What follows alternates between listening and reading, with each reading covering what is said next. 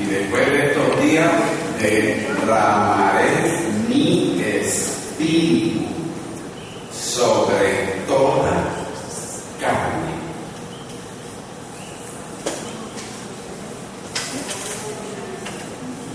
¿Cómo uno puede entender? Porque Dios es espíritu y Él nunca deja de ser espíritu.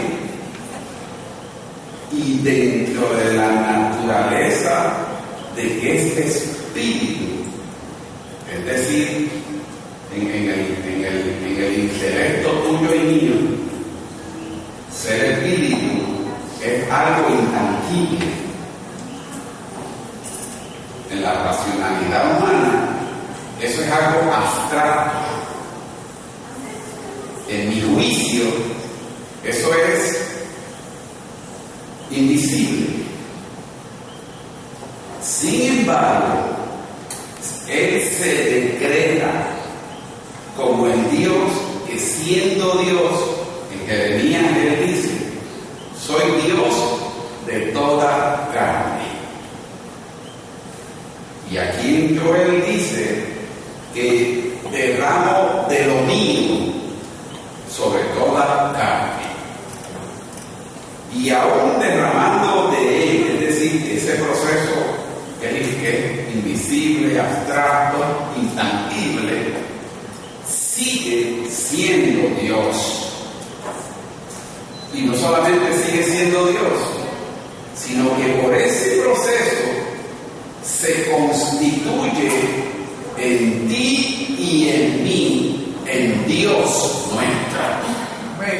¡Wow! Y no deja de ser espíritu. Pues por lo tanto, ese Dios que sigue siendo Dios dentro de su naturaleza espiritual, intangible, Él mismo dice que tengo poder sobre todo y me constituyo como el único Dios en el universo.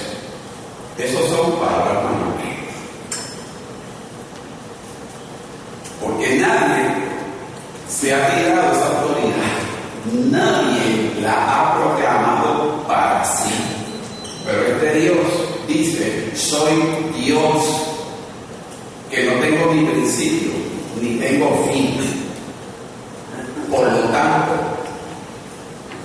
la implicación de eso, si yo de alguna manera gusto de eso, o si de alguna manera me llama la atención eso, o si de alguna manera me seduce ese asunto, o si de alguna manera cala en mí esas palabras, es porque ese Dios que es espíritu me está invitando desde la naturaleza de Él. Está invitando a toda mi naturaleza a que se relacione con Él. Y eso es trascendental. Es decir, que siendo Él un Dios tan grande, me invita a mí y me dice Joel: derramaré mi espíritu sobre toda carne. Es para que en ti y en mí ese espíritu me viene a habilitar a mí, para dándome la habilidad, la destreza, la revelación. Yo desde esta carne me pueda, como he dicho, desde esta biología, yo me pueda relacionar con Él. Pero las condiciones para hacer ese proceso las pone Él. Los principios para hacer ese proceso los pone Él. Y los términos para hacer ese proceso los pone Él. Yo no, yo me sujeto a los términos, me sujeto a las condiciones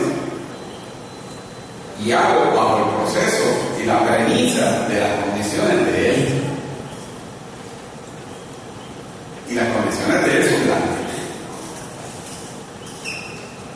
Entonces, el Dios que no se limita a la biología, cuando nos invitan a Jesucristo a creer en su Hijo, que es igual que yo, pero yo fui hecho por causa de Él,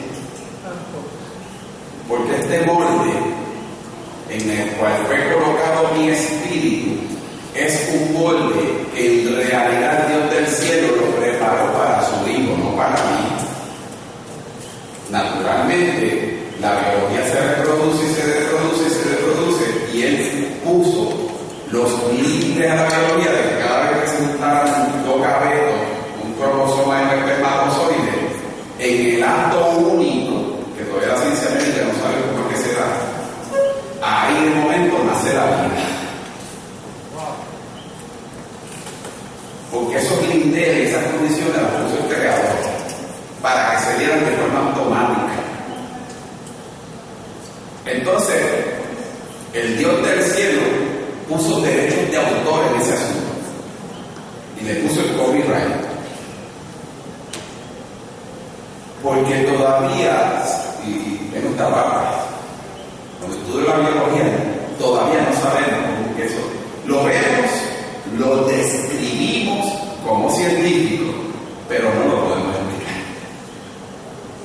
Entonces vinieron algunos por ahí y dijeron, bueno, aquí hay muchos cromosomas, aquí hay muchas proteínas, aquí hay muchas células, aquí hay muchas membranas, aquí hay muchos genes implicados, aquí hay un proceso metabólico propiamente celular, porque son dos células que se unen, el espermatozoide y el óvulo son dos células. Entonces dijeron, pues vamos a ver si esto se puede imitar, es decir, a provocar la vida.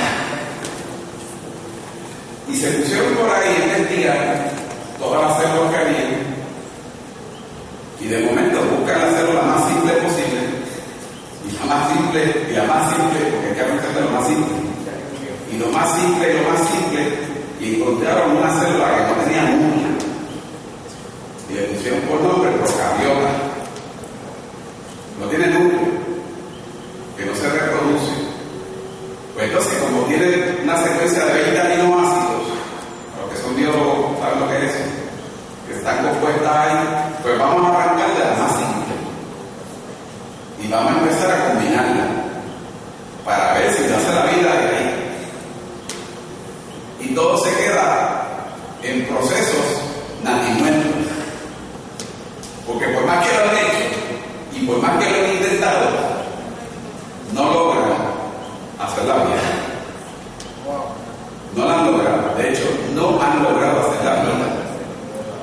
Si vino Doti por ahí, no fue porque ellos hicieron a Doti, fue porque agarraron a la propia célula que ya se reproducían y lo que hicieron fue juntarla y mezclarla, no porque la inventaron. Y de ahí nació el clon. Dolly. Y de ahí nació el clon, ¿ok? Pero no fue porque pudieron hacerlo, porque todavía no han podido hacerlo. Eso tiene derecho de autor. El padre se reservó eso. Entonces, el padre se reservó también el hecho de que siendo biología ya, él nos pueda dar su espíritu. Wow. Aunque en él creyera, pero fue para que dándonos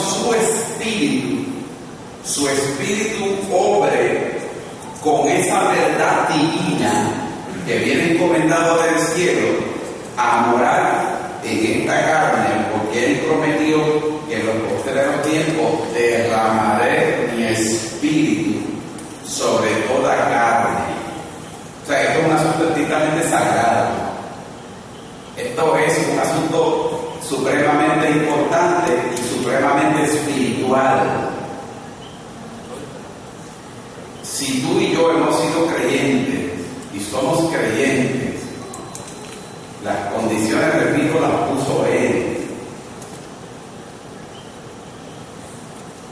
Y si tú y yo, sobre esta biología, creemos en eso y miramos los principios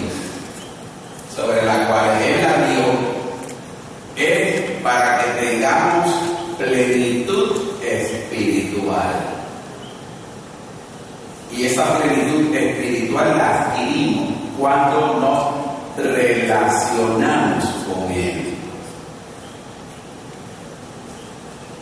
Porque entonces, cuando me relaciono con Él, tengo plenitud espiritual, hermano. Y las promesas que Él hizo son para mi satisfacción espiritual, para mi plenitud espiritual. Y yo me pregunto, ¿dónde estamos atacados?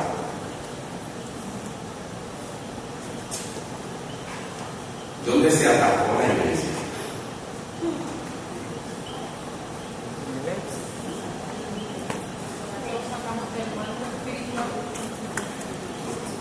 ¿Será que quisimos vivir la vida espiritual pero no cumplir las condiciones de Él? Una pregunta. Creo que es parte, ¿verdad? ¿Será que no nos sujetamos a los principios de Él? Porque si Él me da plenitud espiritual y yo voy sobre los principios que Él puso y sobre las condiciones que Él puso, se supone que yo esté viviendo en este momento una vida espiritual plena, aún metido en esta biología. ¿Cierto, hermano? Pero estamos tratando de hacer lo mismo que hizo Luther. Estamos tratando de hacer lo mismo que hizo Luther, ser soberbios y querer hacer las cosas de nuestra manera, sin contemplar el padecer del Padre. O sea, porque, mire, menos mal que todavía tenemos libre albedrío y podemos escoger, porque Luther lo perdió.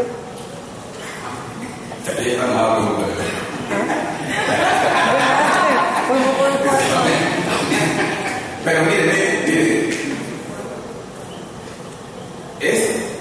y el proceso lo uso simple, es por el solo acto de creer. ¿Por qué estamos atacados? Pero permite hablarlo dentro del concepto que usted está hablando de creer, que usted mismo en su propia persona puede tener un momento a solas en su casa y hablar con el Señor y depositar todas sus fuerzas en decirle a Él que usted le cree, que usted quiere hacer las cosas conforme a lo establecido y los requerimientos de Él. Y sin embargo, yo entiendo que todavía hay un atascamiento entre la relación con el Señor que no rompe todavía ese fluir de información para que nosotros podamos visualizar por dónde caminar. Okay. Yo quiero compartir esto, creo que lo he estado machacando y lo voy a machacar hasta que yo no tenga fuerza para decir estos seminarios. Hemos perdido la relación con Él.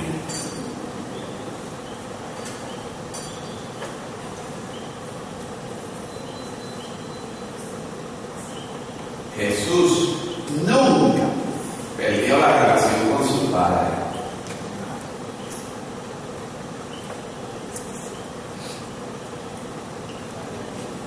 Más en este tiempo que se nos metió el modernismo y el postmodernismo, ¿cómo que se dice por ahí? Eso. Y estamos atascados ahí. Y quiero decir esto, lo he dicho, lo voy a seguir diciendo, hermano. La iglesia, quien se llama iglesia, estamos hablando de la iglesia. Con eso claro, estamos hablando de la iglesia. La iglesia trata con las verdades de Dios al costo de la verdad. Y no se ofende. El hombre, al contrario, recibe la verdad con la implicación, asimila el proceso aunque es bueno, pero sigue el proceso, no se ofende por el proceso, porque lo que quiere es madurar y lo que quiere es crecer y sabe que el proceso le lleva a madurar, a crecer y a tener relación íntima con su Padre. ¡Pum! Algo. Pero la iglesia ha perdido la relación íntima con el Señor. Se supone, pues, yo tengo entendido que tú y yo debemos sustentar nuestro cristianismo por unos principios vitales. Número uno, esta tiene que ser parte vital de nuestra vida. Y está en los dash de los carros, en la parte de atrás del cielo, de domingo a domingo.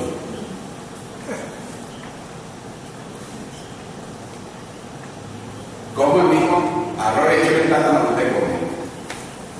Y somos todos puertorriqueños, lo entendemos. Y esta es una verdad. La soltaron. No me digan en ella de día y de noche. Y eso es generalizar en la gente que va a la iglesia. Número dos. ¿Cuánto tiempo a solas pasa las personas a solas? Digo a solas sobre el principio que el Señor dijo: cuando ores a tu Padre, que es un acto sagrado, Él dijo: enciérrate en tu cuarto, cierra la puerta y vete a solas con tu Padre, que tu Padre va a certificar que tú estás a solas con Él. Punto. Eso es un principio. Eso es un principio que no puede ser negociable en la iglesia. Y lo negociaba. Lo tiró al zafacón, lo vio, le pasó por encima. Y eso es generalizado en el pueblo de Dios. Y lo digo con autoridad, no me echo para atrás. Y lo que se conforma es con ir el domingo a la que me dan allí. No hicieron su proceso. Depende de lo que allí están. No me vengan, discúlpeme, porque soy puertorriqueño. No me vengan a mí, lo que hacen del proceso espiritual es lo que van el domingo a lo que allí me dan. Y yo te digo en el nombre del Señor, yo no dependo de lo que allí me dan, dependo de mi intimidad con mi Señor. Dependo de ti creer, de mi fe, de mis procesos con mi Dios, de mi intimidad con mi Dios. Punto. No dependo de lo que dan el domingo allí. Cuando dependo de lo único que recibo el domingo, hermano, estoy desenfocado. Por más buena que sea la liturgia. Y lo digo en nombre del Señor.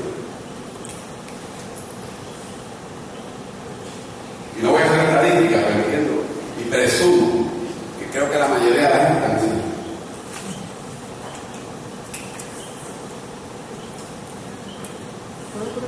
En algún lugar se realizó el norte.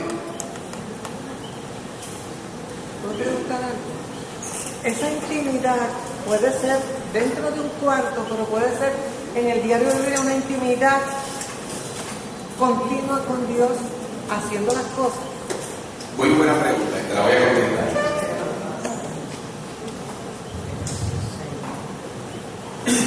Aparte de la intimidad dentro de la habitación. Ok. Hay lo que se llama la prioridad. Y la prioridad es íntima con Dios solo, punto, no negociable.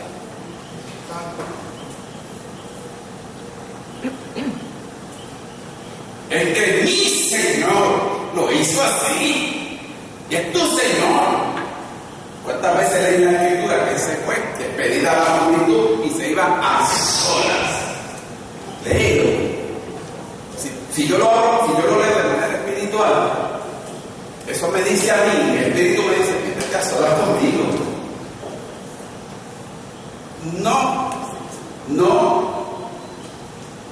No seas flexible contigo mismo, y digo con todo respeto, de creer que haciendo 40 cosas estás a solas conmigo. No seas flexible, porque estando haciendo 40 cosas, tú vives en la comunión, pero no estás en la identidad. Hello. Yo hago 40 cosas estando en comunión, pero haciendo 40 cosas no estoy en intimidad. Porque la palabra es a solas. Digo, no creo que la palabra sola hay un subtítulo. Porque intimidad es muy fácil, desde el ángulo de mi intimidad con tu esposa es que cierra la puerta, ¿cierto? Y hay una intimidad de un montón de procesos emocionales, fisiológicos, de recuerdo, de todo, pero intimidad es a sola la pareja. Porque la intimidad tú no la haces pública, ¿cierto? La intimidad es intimidad. Y eso no es negociable. Entonces, de la intimidad brota la comunión. Entonces, la comunión tú la llevas hacia todos los lugares. La llevas de día y de noche y la haces con todo el mundo. Pero estando con todo el mundo, no teniendo intimidad. Tienes comunión. Fruto de la intimidad. Naturalmente, son conceptos que están operando en el mundo de forma espiritual y uno tiene que entenderlo. Con todo respeto. A veces me voy a poner en este momento, quisiera no hacerlo, pero tengo que hacerlo. El martes, yo no logré estar el momento a solas que yo quería. Este martes pasado, yo quería estar a solas con mis hijos. Y yo estaba en comunión, porque digo de las almas de Dios. Tuve compromisos desde la mañana hasta que me acosté. Pues naturalmente tanta complejidad que no tiene. Y yo buscando el hueco.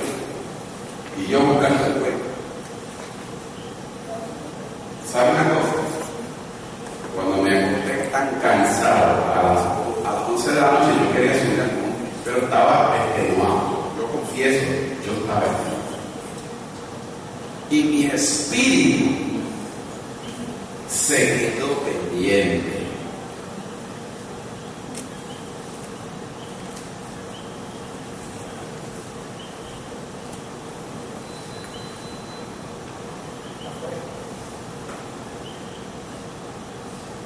Y me levanté a las 5 de la mañana, triste.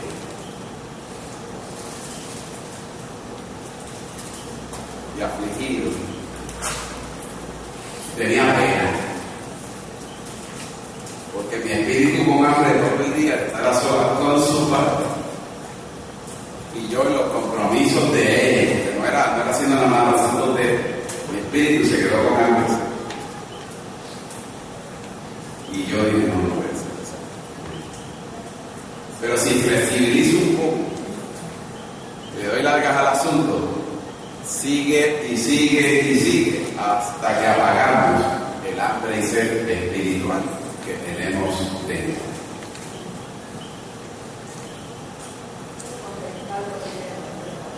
Muy bien, hermana. Y contristamos al espíritu. Pero nos ponemos insensibles con el transcurrir del tiempo y apagamos el hambre y la sed del espíritu. Y como se apaga el hambre y la sed, ¿sabes qué? Me voy a conformar con que pasa lo mismo.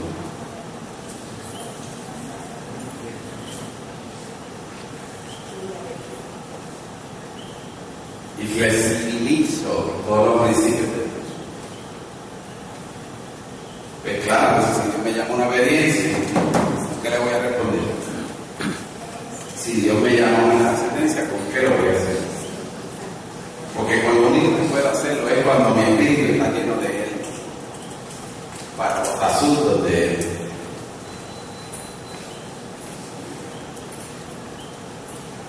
¿Qué provoca? Este es como el principio de este módulo, de esta clase. Vamos a meternos en la clase.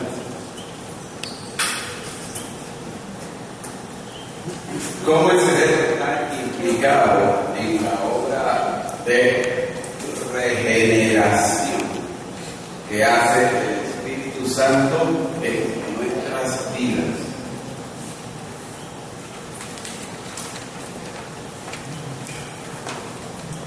La regeneración del Espíritu Santo consiste en que podamos asimilar la verdad de Dios. Amén. Hasta ahí quiero decirte esto. El Espíritu Santo es el portador de la verdad de Dios y la revela a mi espíritu. Y cuando yo asimilo y creo esa verdad, la verdad por el solo hecho de creerla, la de Dios, empieza mi regeneración. Ahí empieza. Que nos permite vivir sobre el fundamento de una naturaleza, de una nueva naturaleza.